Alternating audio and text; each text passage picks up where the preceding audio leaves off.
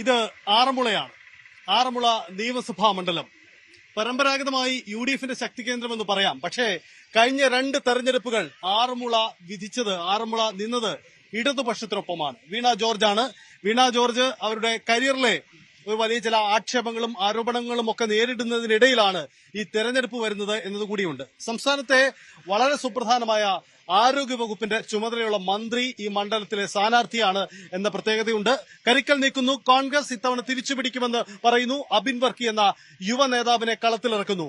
ആറന്മുള സംഘപരിവാർ പ്രസ്ഥാനങ്ങൾക്കും ഏറെ ശക്തിയുള്ള ഒരു മണ്ഡലമാണ്. ഇവിടെ കുമ്മനം രാജശേഖരൻ കളത്തിലിറങ്ങുന്നു. അപ്പോൾ ആറന്മുള പറയാൻ പോകുന്ന രാഷ്ട്രീയം ഇത്തവണ നിർണായകമാണ്. തീർച്ചയായിട്ടും ആറന്മുള ഒരു VIP മണ്ഡലം എന്ന് തന്നെ പറയാം. കാരണം സംസ്ഥാനത്തിന്റെ ആരോഗ്യമന്ത്രി മത്സരിക്കുന്ന മണ്ഡലം. ആരോഗ്യമന്ത്രി വീണ ജോർജിനെ കുറിച്ച് പറഞ്ഞാൽ കോൺഗ്രസിലെ പത്തനംതിട്ടയിലെ ഏറ്റവും പ്രധാനപ്പെട്ട നേതാവിനെ വീട്ടിലിരുത്തിയാണ് അവർ രാഷ്ട്രീയ പ്രവേശനം നടത്തുന്നത്. പിന്നീട് ഭൂരിപക്ഷം വർദ്ധിപ്പിച്ച് 2024 വീണ്ടും ജയിച്ചു. ഇത്തവണ കുമ്മനം രാജശേഖരൻ എന്ന BJPയുടെ മുൻ സംസ്ഥാന അധ്യക്ഷൻ, ഏറ്റവും പ്രധാനപ്പെട്ട ഹൈന്ദവ നേതാവ് മത്സരിക്കുന്ന മണ്ഡലം. അബിൻ വർക്കി എന്ന യുവ തുർക്കിയായി മാറുമ്പോൾ അബിൻ വർക്കി എന്ന കാര്യം കൂടി ആറന്മുളയിൽ അറിയാൻ കഴിയും. അങ്ങനെ ആറന്മുള ഇത്തവണ വളരെ പ്രധാനപ്പെട്ട മണ്ഡലങ്ങളിൽ ഒന്നാണ്. BJPയുടെ A ക്ലാസ് മണ്ഡലമാണ്. CPMന് നിലനിർത്തിയേ മതിയാകൂ. അവരുടെ സംസ്ഥാന സമിതിയിലെ ക്ഷണിതാവിനെ ആരോഗ്യമന്ത്രിയെ വിജയിപ്പിച്ചേ മതിയാകൂ. BJPക്ക് കുമ്മനം രാജശേഖരനെ പോലെ ഒരാളെ നിർത്തി ആറന്മുള പോലെ അത്രയും സ്വാധീനമുള്ള മണ്ഡലത്തിൽ വിജയിക്കുക അവർക്കും വലിയ പ്രതീക്ഷയാണ്. അങ്ങനെ ആറന്മുള എന്തുകൊണ്ടും സംസ്ഥാനത്ത് തന്നെ സവിശേഷ ശ്രദ്ധ അർഹിക്കുന്ന നേടിയ മണ്ഡലമായി മാറിക്കഴിഞ്ഞു. സജിത്ത, അങ്ങനെ ഞങ്ങൾ ആറന്മുള നഗരമധ്യത്തിലാണ്. ആറന്മുള മണ്ഡലത്തിന്റെ മധ്യത്തിൽ, അതായത് പത്തനംതിട്ട നഗരത്തിലാണ് ഞങ്ങൾ നിൽക്കുന്നത്. പത്തനംതിട്ട ജില്ലയുടെ എല്ലാ പ്രത്യേകതകളും പേറുന്ന മണ്ഡലമാണിത്. ക്രിസ്ത്യൻ വോട്ട് ബെൽറ്റുകൾക്ക് വലിയ സ്വാധീനമുണ്ട്. ഹിന്ദു നായർ വോട്ടുകൾക്ക് ഏറെ സ്വാധീനമുണ്ട്. ഒപ്പം മുസ്ലിം വോട്ടുകളുമുണ്ട്. അങ്ങനെ എല്ലാ സങ്കീർണതകളും ജാതി ഘടകങ്ങളും ഒക്കെ പ്രതിഫലിക്കുന്ന ആറന്മുള ഇത്തവണ എങ്ങോട്ട് ചിന്തിക്കും, ആർക്കനുകൂലമാകുമെന്നതാണ്. ഒരുപക്ഷേ മുന്നണി വോട്ടുകൾക്കും അപ്പുറം വ്യക്തിപരമായി സ്വാധീനിക്കാൻ കഴിയുന്ന വോട്ടുകൾ ഇത്തവണ ആറന്മുളയുടെ ജനവിധി എഴുതുമോ? എന്താണ് ഇവിടുത്തെ പൊതുവായ വികസന പ്രശ്നങ്ങൾ? എന്താണ് ഈ മണ്ഡലം കാത്തിരിക്കുന്ന ജനവിധി? ഇതിന്റെ സൂചകമാണ് നമ്മൾ പരിശോധിക്കുന്നത്. ഈ അവസാന ഘട്ടത്തിൽ ഞങ്ങൾക്കൊപ്പം ആറന്മുള മണ്ഡലത്തിലെ പ്രബുദ്ധരായ വോട്ടർമാരും സാധാരണ പാർട്ടി പ്രവർത്തകരും നേതാക്കളും ഒക്കെയുണ്ട്. എന്താണ് ആറന്മുളയുടെ ഇപ്പോഴത്തെ രാഷ്ട്രീയമെന്നാണ് ഞങ്ങൾ പരിശോധിക്കുന്നത്. ആറന്മുളയുടെ രാഷ്ട്രീയത്തിലേക്ക് വരുമ്പോൾ ഇപ്പോൾ UDF ഇത്തവണ തിരിച്ചു വരാൻ ആറന്മുളയിൽ ഒരുങ്ങുമ്പോൾ നിങ്ങൾ കളത്തിലിറക്കുന്ന അബിൻ വർക്കിയാണ്. അബിൻ വർക്കി മണ്ഡലംകാരനല്ല. അതൊരു പ്രതിസന്ധിയായി തോന്നിയിട്ടുണ്ടോ? വീണ ജോർജിനെതിരെ എന്ത് അർത്ഥത്തിലാണ് നിങ്ങൾ വോട്ട് ചെയ്യുന്നത്?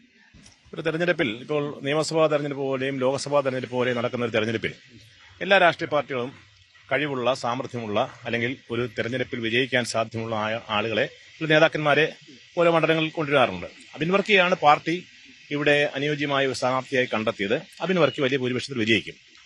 ഇനിയും അബിൻ വർക്കിയല്ല, വേറെ സാധാരണക്കാരായ ഒരു കോൺഗ്രസിന്റെ നേതാവായിരുന്നെങ്കിൽ പോലും വീണ ജോർജിനെതിരെ വലിയ ഭൂരിപക്ഷത്തിൽ വിജയിക്കാൻ കഴിയുമായിരുന്നു. കാരണം വീണ ജോർജ് അത്രയധികം ജനവിരുദ്ധിയായി മാറിക്കഴിഞ്ഞു. ജനങ്ങൾക്കിടയിൽ ഇത്രയധികം ജനങ്ങളുടെ പിന്തുണയില്ലാത്ത ഒരു MLA ആയി വീണ ജോർജ് മാറിയത് അവരുടെ പ്രവർത്തനങ്ങൾ കൊണ്ടാണ്. അതിന് ഒരുപാട് കാര്യങ്ങൾ പറയാനുണ്ട്. വീണ ജോർജിന്റെ വകുപ്പിന്റെ നേട്ടങ്ങൾ സംസ്ഥാന അടിസ്ഥാനത്തിൽ ആ മുന്നണി ഉയർത്തിക്കാട്ടുന്നുണ്ട്. പക്ഷേ ഈ മണ്ഡലത്തിൽ അതൊന്നും പ്രതിഫലിച്ചില്ലെന്നാണ് നിങ്ങൾ ആരോപിക്കുന്നത്. മണ്ഡലത്തിൽ ഒന്നും തന്നെ പ്രതിഫലിച്ചില്ല. നിങ്ങൾക്ക് നമ്മുടെ മുമ്പിൽ കാണാവുന്ന ഒരു പാലമുണ്ട്. 5 വർഷമായി പാലം പണി തുടങ്ങിയാണ്. എന്റെ കൂടെ നിൽക്കുന്ന പല സുഹൃത്തുക്കളും ഇവിടെ കച്ചവടം നടത്തുന്ന ആളുകളുണ്ട്. ഇപ്പോൾ നിൽക്കുന്ന ആളുകൾ തന്നെ. അവരോട് ചോദിച്ചാൽ മറുപടി പറയും, വാടക കൊടുക്കാൻ പോലും അവർ കഴിയുന്നില്ല. കാരണം ഈ പാലം പണി വന്നതിന് ശേഷം ഒരു വാഹനങ്ങൾ വരാൻ കഴിയാത്ത സാഹചര്യം. ഒരു പാലം പണി, ഇതുപോലെയുള്ള ഒരു പാലമൊക്കെ പണിയണമെങ്കിൽ, ഒരു മേൽപ്പാലം പണിയണമെങ്കിൽ കുറച്ച് നാളുകൾ മാത്രം മതി. പക്ഷേ ഇത് 5 വർഷമായിട്ട് ഈ മേൽപ്പാലം പണി ഇപ്പോഴും പൂർത്തീകരിച്ചിട്ടില്ല. ഇവിടെ മാത്രമല്ല, തൊട്ടടുത്ത മാരാമൺ പാലം, അത് 10 വർഷമായി, അത് പൂർത്തീകരിക്കാൻ കഴിഞ്ഞില്ല. ഇവിടുത്തെ ആരോഗ്യ കേന്ദ്രങ്ങളെല്ലാം തരിപ്പണമാകുന്ന അവസ്ഥയിലേക്ക് പോകുന്നു. ഒരു ആരോഗ്യ കേന്ദ്രത്തിലും വേണ്ട സൗകര്യങ്ങളില്ലാത്ത അവസ്ഥയിലേക്ക് പോകുന്നു. അങ്ങനെ തികച്ചും ജനവിരുദ്ധമായ പ്രവർത്തനങ്ങളുമായി മുന്നോട്ട് പോകുന്ന ഒരു ജനപ്രതിയായി വീണ ജോർജ് മാറിയിരിക്കുന്നു. ആ വീണ ജോർജിനെതിരെ വിധി എഴുതുവാൻ ഈ നാട്ടിലെ ജനങ്ങൾ, പ്രബുദ്ധരായ വോട്ടർമാർ തയ്യാറെടുത്തിരിക്കുന്നു. വലിയ ഭൂരിപക്ഷത്തിൽ അവർ തോൽക്കാൻ പോവുകയാണ്. അത് ചെറിയ CPMന്റെ മറുപടി. അത്രയും ജനവിരുദ്ധിയാണോ സംസ്ഥാനത്തെ ആരോഗ്യമന്ത്രി, CPMന്റെ സംസ്ഥാന സമിതിയിലെ ക്ഷണിതാവ് വീണ ജോർജ്? അത്രയധികം ജനവിരുദ്ധയും ഒരു വികസനവും ചെയ്യാത്ത ആളുമാണ്. ഈ പാലമൊക്കെ ചൂണ്ടിക്കാണിച്ചാണ് ഈ കോൺഗ്രസ് വിമർശനം ഉന്നയിക്കുന്നത്. ആമുഖമായി ഒരു കാര്യം പറയാൻ ഞാൻ ഉദ്ദേശിക്കുന്നു. അതായത് വീണ ജോർജ് ആറന്മുള മണ്ഡലത്തിൽ ഏതാണ്ട് 35,000 വോട്ടിൽ പരം ഭൂരിപക്ഷത്തിൽ വിജയിക്കും എന്ന് ഞാൻ പറയാൻ കാര്യം, നിയോജക മണ്ഡലത്തിലെ ഈ മണ്ഡലത്തിലെ വികസന പ്രവർത്തനം ചെയ്തതിന്റെ ഭാഗമായിട്ടാണ്. പാലം പണി എന്റെ സുഹൃത്ത് ഇവിടെ പറയുണ്ടായി. പാലം പണിക്ക് അതിന്റെയായ സമയമെടുക്കും. ഇത് വഞ്ചവടി പാലമല്ല, എളുപ്പം നിർമ്മിക്കുവാനുള്ള ഒരു പാലമല്ല. പാലം അതുകൊണ്ട് സമയം ഏതാണ്ടോ 3-4 മാസം കൊണ്ട് ആ പാലം പണി പൂർത്തീകരിക്കാൻ കഴിയും. മറ്റ് കേസും കാര്യമൊക്കെ ആയതുകൊണ്ടാണ് ഈ പാലം പണി ദീർഘിപ്പിക്കാനുള്ള കാര്യമായത്. പിന്നെ അതുപോലെ തന്നെ മറ്റെന്താണ് ചോദിച്ചത്? ജനവിരുദ്ധയാണ് അവർ. വകുപ്പിലൊന്നും ചെയ്തിട്ടില്ല, ആരോഗ്യ വകുപ്പിലൊന്നും ചെയ്തിട്ടില്ല, അതുപോലെ മണ്ഡലത്തിൽ മറ്റൊരു വികസനവുമില്ല. കഴിഞ്ഞ 10 വർഷമായി ഒരു UDF പ്രതിനിധി പത്തനംതിട്ട ആറന്മുള മണ്ഡലത്തിൽ പ്രതികരിച്ചു. അദ്ദേഹം എന്ത് വികസന പ്രവർത്തനങ്ങളാണ് ചെയ്യുന്നത്?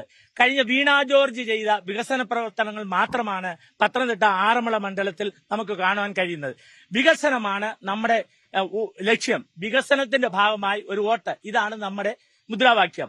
തീർച്ചയായും ആറന്മുള മണ്ഡലത്തിൽ വീണ ജോർജ് വിജയിക്കും. 35,000 വോട്ടിൽ പരം വീണ ജോർജ് ഇവിടെ വിജയിക്കും. അപാര ആത്മവിശ്വാസം, 35,000 വോട്ടിന്റെ ഭൂരിപക്ഷമാണ്. BJP പ്രതിനിധികൾ കൂടി ഉണ്ട് ഇവിടെ. അവരുടെ ഒരു അഭിപ്രായം കൂടി കേട്ടു പോവാം. ആത്മവിശ്വാസം പ്രകടിപ്പിക്കുന്നതിന് കാശ് കൊടുക്കേണ്ട കാര്യമില്ലല്ലോ, അതുകൊണ്ട് ആത്മവിശ്വാസം പ്രകടിപ്പിക്കാം. ഈ പാലം പണി പത്തനംതിട്ടയിലെ ഏറ്റവും വലിയ വീണ ജോർജിന്റെ വികസനത്തെ മാറ്റുരയ്ക്കുന്നതാണ്. 6 വരി പാത, 24 കിലോമീറ്റർ കടൽപ്പാലം പണിത രാജ്യമാണ് ഇന്ത്യ, ബോംബെ.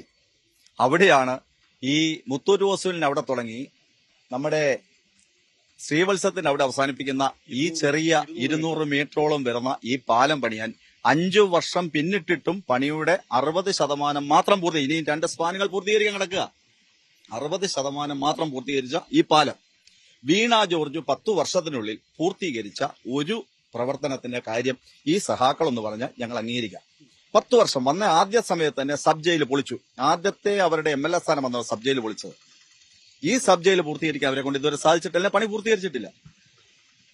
ശിവദാസൻ നായരുടെ 15 വർഷത്തെ കാലവർഷത്തിലെ സേവനത്തിന്റെ ഭാഗമാണ് KSRTC സ്റ്റാൻഡ്. ഏകദേശം 36 ബസ് പാർക്ക് ചെയ്യാൻ പറ്റുന്ന KSRTC സ്റ്റാൻഡ് വെറും 8 ബസ് മാത്രം പാർക്ക് ചെയ്യാൻ പറ്റുന്ന രീതിയിലേക്ക് പണിത് വെച്ചിരിക്കുന്ന ഈ ഞാൻ പറയുന്ന കണക്കാക്കണം, നിങ്ങൾ പോയി എണ്ണി നോക്കൂ. 8 ബസ് മാത്രം പാർക്ക് ചെയ്യാൻ പറ്റുന്ന രീതിയിലേക്ക് KSRTC സ്റ്റാൻഡ് ഒതുക്കി പണിത ഒരു മഹാത്മ്യം, ഒരു പ്ലാൻ വരച്ച് സെറ്റ് ചെയ്തത് ശിവദാസൻ നായരാണ്. കഴിഞ്ഞ വർഷം ഇതുപോലെ നിയമസഭാ തെരഞ്ഞെടുപ്പിനെ നേരിടാൻ വേണ്ടി വീണ ജോർജിന് ഒന്നും കാണിക്കാതില്ലാതെ വന്നപ്പോൾ അന്ന് ലൈറ്റിട്ട് ഉദ്ഘാടനം ചെയ്ത ഈ KSRTC സ്റ്റാൻഡ് അതിനുശേഷം അങ്ങോട്ട് തിരിഞ്ഞു നോക്കിയിട്ടില്ല. ഗവൺമെന്റ് ആശുപത്രി പൊളിച്ചു കളഞ്ഞു, ഇതുവരെ പൂർത്തീകരിക്കാൻ സാധിച്ചില്ല. പിന്നെ റിംഗ് റോഡ്, മേൽപ്പാലം പൂർത്തീകരിക്കാൻ സാധിച്ചില്ല. ജില്ലാ സ്റ്റേഡിയം പൂർത്തീകരിക്കാൻ സാധിച്ചിട്ടില്ല.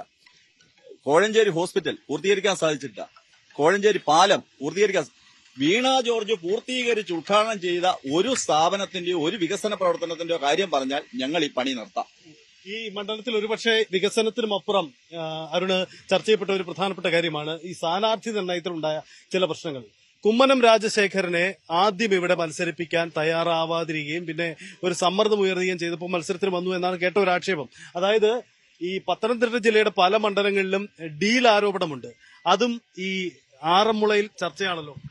കുമ്മനം രാജേട്ടനെ നിങ്ങൾ പത്രത്തിൽ കൂടെ പ്രഖ്യാപിക്കാൻ താമസം വന്നേ ഉള്ളൂ. പക്ഷെങ്കിൽ ഈ കഴിഞ്ഞ ഒരു ഇലക്ഷൻ പ്രഖ്യാപിക്കുന്നതിന് 3 മാസം മുമ്പ് തന്നെ BJPയുടെ ഇവിടെ ബൂത്ത് തലത്തിൽ കുമ്മനം രാജേട്ടന് വേണ്ടിയുള്ള പ്രവർത്തനങ്ങൾ ആരംഭിച്ചു കഴിഞ്ഞിരുന്നു.